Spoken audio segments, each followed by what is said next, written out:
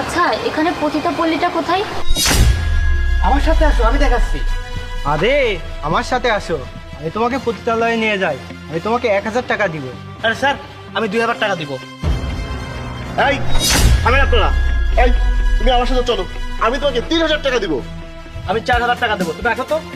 5000 দিব। আমি 6000 টাকা দিব। আমি 7000 টাকা দিব, তুমি আমার সাথে আসো। আমি 9000 টাকা দিব।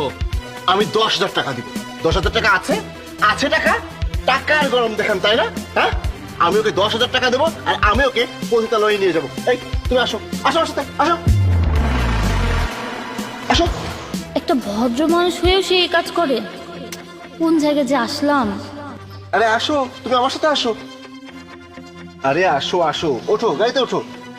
উনি আমাকে কোথায় নিয়ে যাচ্ছে? ওনার সাথে যাওয়াটা কি ঠিক হবে? তাছাড়া কি করবো, আর তো কোনো উপায় নাই।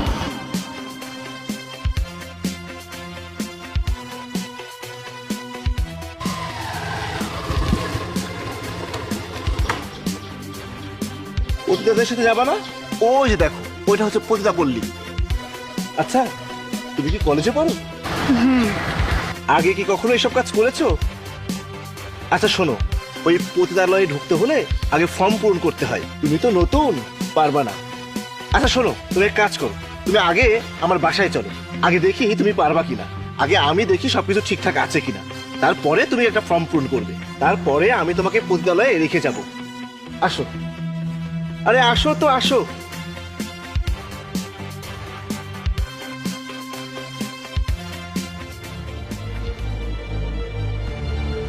আরে ভয় পাচ্ছ কেন? চলে আসো এদিকে। আরে এদিকে সরে আসো, আমাকে সময় দাও। কাছে এসো।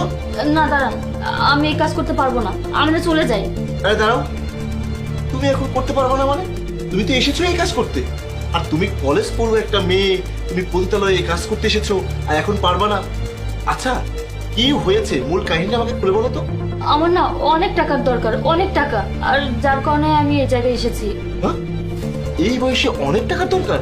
টাকা দিয়ে কি করবা? বাড়িতে আমার মা অসুস্থ। আমার বাবা মরে যাওয়ার পর আমার মা অনেক কষ্টে সংসারটা চালাচ্ছিল। পরে কয়েকদিন পর হঠাৎ করে আমার মায়ের কিডনি সমস্যা দেখা দেয়। ডাক্তার বলেছে সপ্তাহে 2 দিন করে ডায়ালাইসিস করতে হবে, আর এগুলো করতে অনেক টাকা লাগবে। আমার কাছে তো অত টাকা নাই। না পেরে আমি এক জায়গায় চাকরির জন্য গিয়েছিলাম।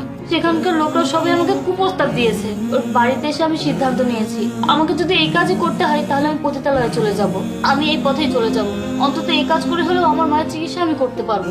এই দুনিয়ায় আমার মা ছাড়া আমার আর কেউ নেই। আমার মায়ের চিকিৎসা হলে অন্তত আমার মা তো বেঁচে থাকবে। আমার মা যদি শান্তিতে থাকে আমার আর কিছুই লাগবে না। আর এটার জন্য যদি আমার সবকিছু